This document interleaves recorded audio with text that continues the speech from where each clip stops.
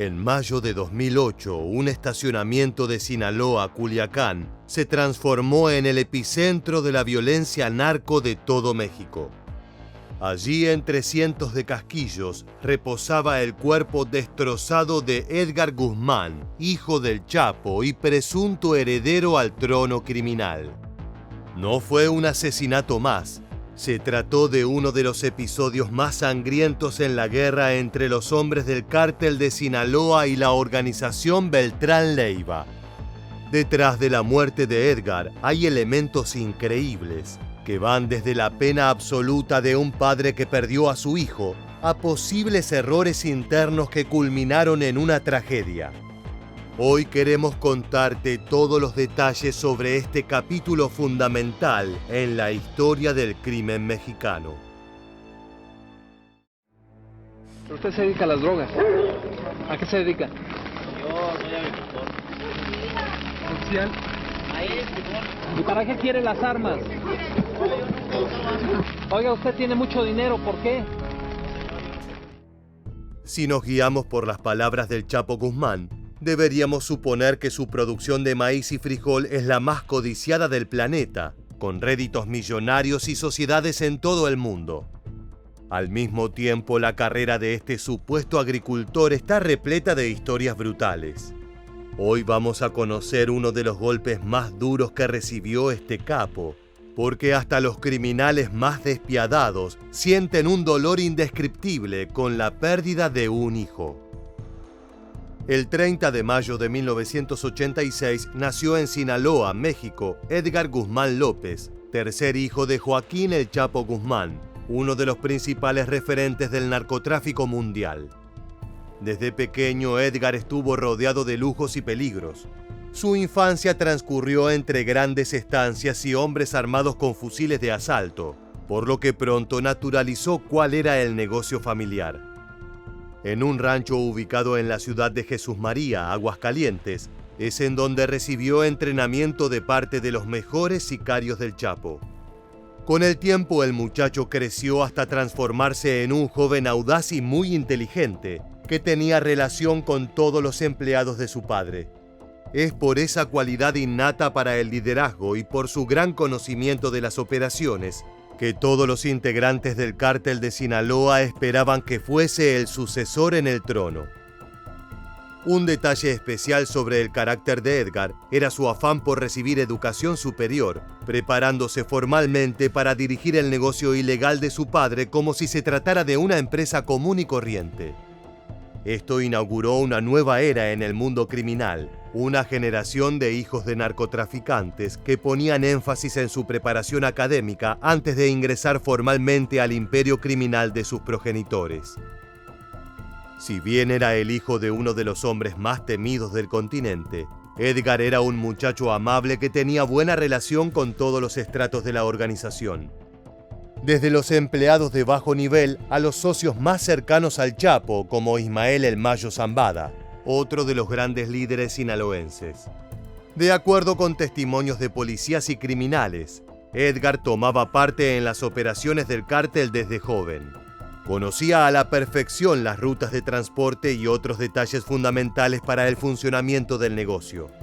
Ese interés por convertirse en un heredero a la altura de la leyenda paterna terminó colocándolo en la lista negra de los enemigos de Sinaloa. Conozcamos entonces cuáles fueron los motivos que decantaron en la trágica muerte del joven. Después comienzan las envidias y se volvió toda la guerra.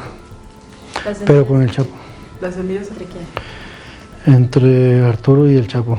Y el Mayo. Nacho Coronel. Todos ellos. Acabas de escuchar el testimonio de Edgar Valdés Villarreal, alias La Barbie, uno de los hombres más importantes de la organización Beltrán Leiva, que se encontraba a cargo de un comando de sicarios conocido como Los Negros. En esta entrevista brindada luego de su detención en 2010, el criminal describe cómo se rompieron los lazos que unían al cártel de Sinaloa con el clan en el que él trabajaba. Hagamos un poco de historia para contextualizar mejor qué ocurría en México al momento del asesinato de Edgar, el hijo del capo narco. Desde los años 80 operaban en territorio sinaloense un grupo de hermanos: Arturo, Alfredo, Carlos y Héctor Beltrán Leiva, primos del Chapo Guzmán. Este clan familiar operó como una célula asociada al cártel de Sinaloa, gestionando el envío de cargamentos de cocaína y protegiendo los territorios conquistados de rivales como el Cártel del Golfo o los incipientes Zetas. Como mano derecha del Chapo, los 4 hermanos amasaron un gran poder en la región, logrando inmiscuirse en la vida política y en las instituciones policiales. Esto les brindaba una inmunidad enorme. Se dice que incluso tenían agentes comprados en Interpol y la DEA, lo que da cuentas de la cantidad de dinero con la que disponían. Los Beltrán Leiva solían hacer los trabajos más desagradables del cártel de Sinaloa. Por ejemplo, estaban a cargo del sicariato, es decir, la eliminación de rivales o sujetos problemáticos. También manejaban el tráfico de personas, un negocio tan oscuro como redituable. El problema es que las grandes ganancias de todo ese imperio iban a parar a las arcas del Chapo, el principal referente narco no solo de México, sino de todo el mundo. Como señaló la Barbie en su testimonio, esto despertó envidias y rencores, una combinación peligrosa cuando hablamos de hombres con ejércitos enteros a su disposición. 2008 fue un año sangriento para México. Los principales cárteles que operaban en este territorio libraron una brutal guerra por la hegemonía del narcotráfico. Para muchos expertos, el puntapié inicial ocurrió el 20 de enero de ese mismo año, cuando fuerzas especiales del ejército mexicano arrestaron a Alfredo Beltrán Leiva, alias El Mochomo. Se trataba de una de las grandes figuras de la organización que llevaba su apellido. Estas imágenes corresponden al operativo de traslado del criminal, el cual fue llevado a Ciudad de México, donde esperó tras las rejas el comienzo de su proceso judicial.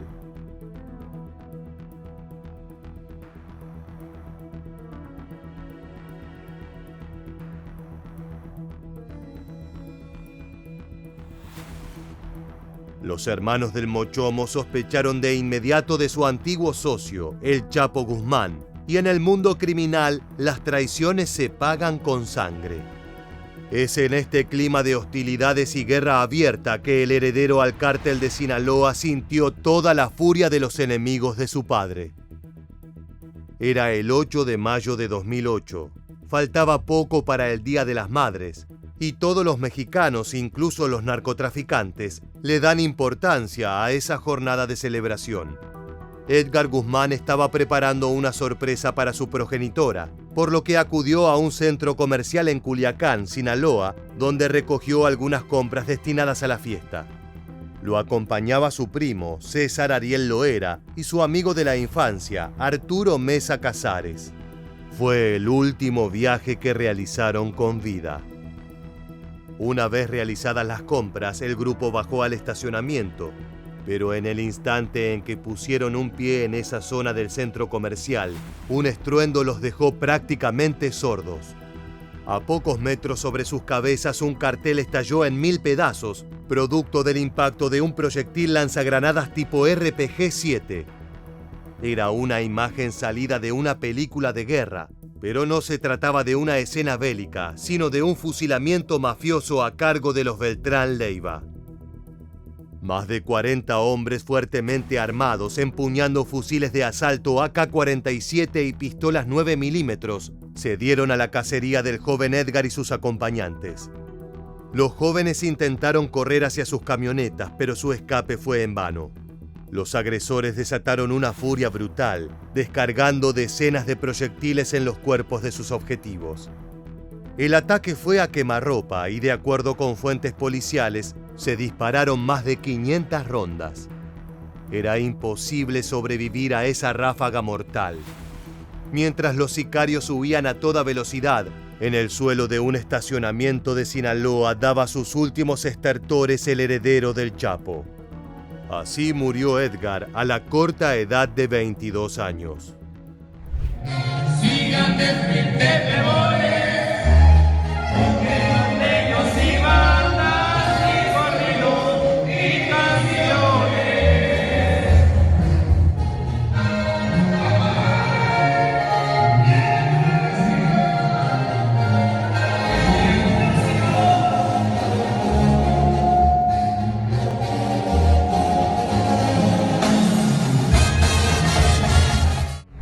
Lo que acabas de ver es el enorme mausoleo que la familia Guzmán construyó para el joven abatido en aquella jornada de mayo de 2008.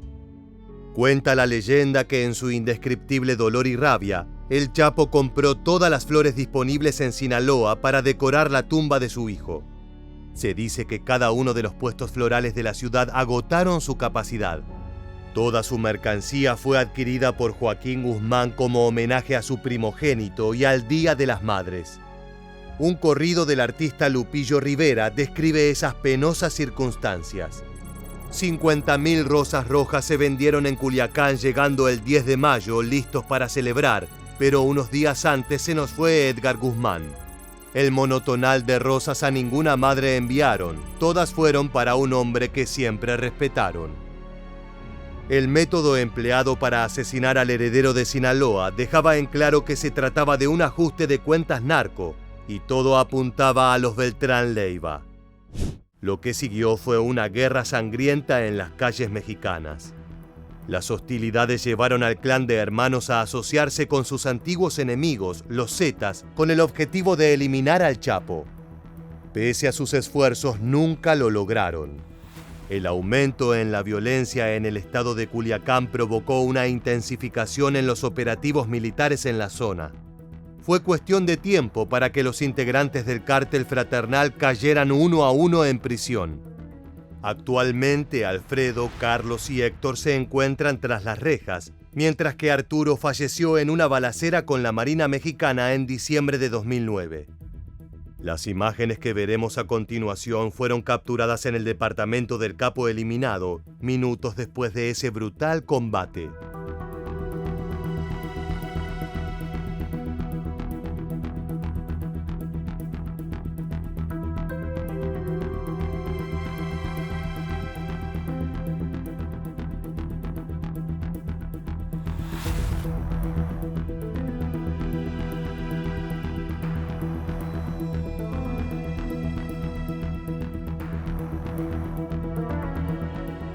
Ese fue el final de la organización Beltrán Leiva, organización que terminó desmembrándose en frentes mucho más pequeños y menos poderosos. En cuanto al cártel de Sinaloa, si bien el Chapo fue arrestado en 2016, lo cierto es que su negocio continuó creciendo, con referentes en libertad como el Mayo Zambada y los otros hijos de Guzmán. Más adelante hablaremos sobre la suerte de esos descendientes. Es posible afirmar que la guerra fue ganada por el frente sinaloense, pero el costo pagado fue altísimo. Antes de continuar con el clan del Chapo, queremos narrarte una historia macabra que se cuenta por lo bajo en México. Una versión nunca confirmada sobre el asesinato señala que fueron los mismos sicarios de Joaquín Guzmán quienes eliminaron al joven debido a un error. Esa noche los hombres al servicio del cártel de Sinaloa habrían confundido la camioneta roja en la que viajaba Edgar con uno de los autos del clan Beltrán Leiva. Supuestamente los pistoleros informaron a sus superiores que habían avistado el vehículo donde presuntamente viajaba Arturo, alias el Barbas, y estos le dieron el visto bueno para concretar el ataque. De acuerdo con esta versión, el tiroteo fue ejecutado por una célula que obedecía a las directivas de Gonzalo Insunza, un jefe de sicarios que se encontraba bajo las órdenes del antes mencionado Ismael el Mayo Zambada, la mano derecha del Chapo. Por supuesto, esta teoría jamás fue comprobada, pero es parte del folclore narco. La sola idea de un padre matando por error a su propio hijo le da un aire de tragedia griega a toda la situación.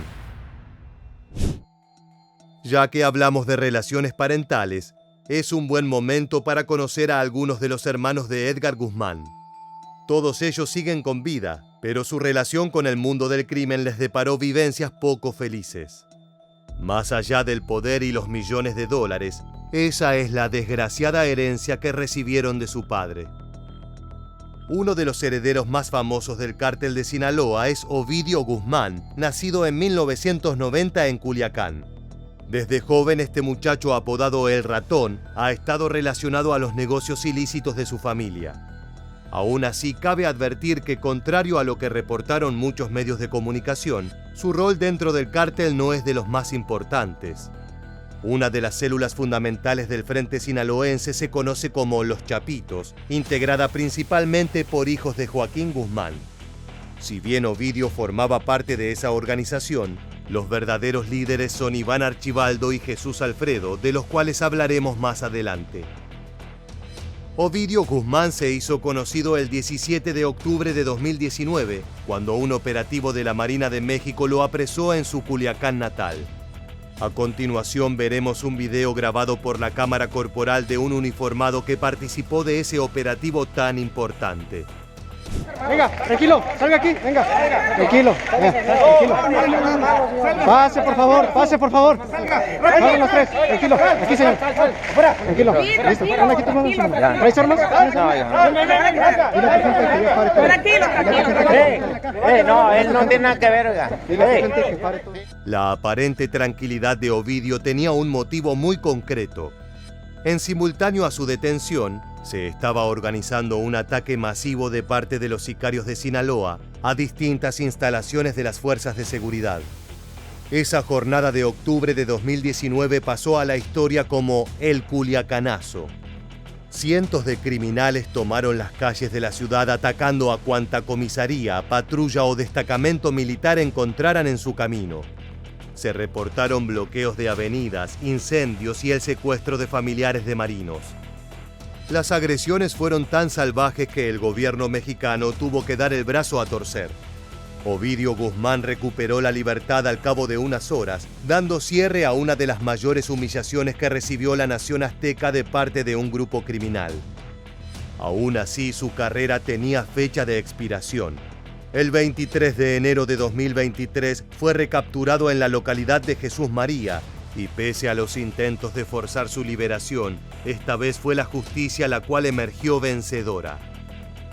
Como te imaginarás, los hijos de un narco no solo le temen a la policía y el ejército, sino a la competencia de su progenitor, ya que son un blanco de alta prioridad para otras organizaciones. El 15 de agosto de 2016, Jesús Alfredo e Iván Archibaldo fueron secuestrados por sicarios del cártel Jalisco Nueva Generación mientras cenaban en un restaurante exclusivo en Puerto Vallarta.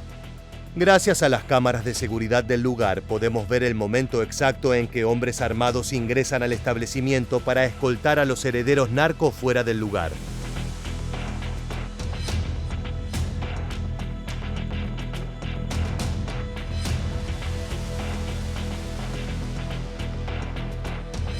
Al cabo de 7 días y tras intensas negociaciones que tuvieron como mediadora la DEA, los jóvenes fueron liberados sanos y salvos. Se desconoce qué tipo de trato se pergeñó, pero evidentemente la intención del cártel Jalisco Nueva Generación no era eliminar a los Guzmán, sino meramente forzar un acuerdo. En un giro curioso de eventos, actualmente Iván Archibaldo Guzmán es una figura recurrente en la infame lista de los 10 narcos más buscados de la DEA. La agencia norteamericana colaboró con su liberación en 2016 para evitar una guerra narco en las calles, y ahora es la principal institución que sigue los pasos del heredero del Chapo. No es fácil ser el hijo del criminal más famoso del siglo XXI. Por supuesto, aunque pasen los años, el cártel de Sinaloa no olvida a Edgar, el heredero caído. En el estacionamiento donde fue asesinado se levantó un cenotafio en su honor. Es una estructura llamativa e imponente que, según los vecinos, es vigilada las 24 horas del día. Cualquier persona que tenga la pésima idea de vandalizar el monumento tendrá que vérselas con los hombres más peligrosos y sanguinarios del Chapo Guzmán. En las fechas importantes, el lugar es decorado con flores, regalos o motivos navideños cuando se acerca la Nochebuena. Las imágenes que veremos a continuación corresponden a los últimos días de 2019.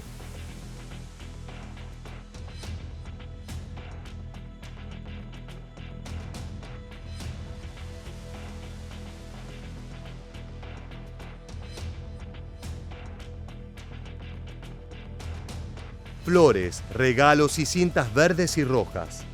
Es evidente que la muerte de Edgar fue un golpe durísimo para la organización. Es por eso que su figura continúa siendo objeto de culto entre los integrantes del cártel de Sinaloa.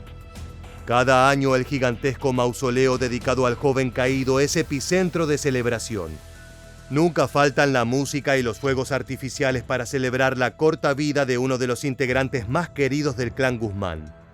Lo que veremos ahora fue registrado durante los festejos de 2021, presuntamente organizados por Ovidio Guzmán cuando aún se encontraba en libertad.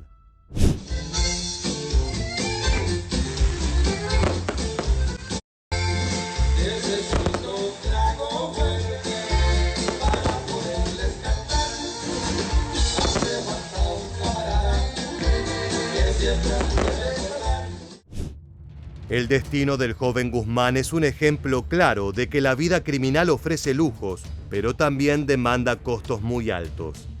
En este caso, la muerte violenta de un muchacho de apenas 22 años. Si bien la suerte de los hijos del Chapo está marcada por constantes encuentros con la justicia o con sus rivales narco, fue Edgar quien se llevó la peor parte. Para muchos expertos en criminología mexicana, el atentado sufrido por el muchacho marcó un antes y un después en las guerras entre Sinaloa y los Beltrán Leiva. Aquellos enfrentamientos terminaron reconfigurando todo el ecosistema criminal del país, poniendo punto final a agrupaciones contiguas y dando lugar a una nueva generación de capos. De esta manera llegamos al final del video. Si te gustó este contenido, te invitamos a suscribirte y activar las notificaciones para estar al tanto de todas nuestras novedades. Sin más, nos despedimos hasta la próxima entrega de Militarmente.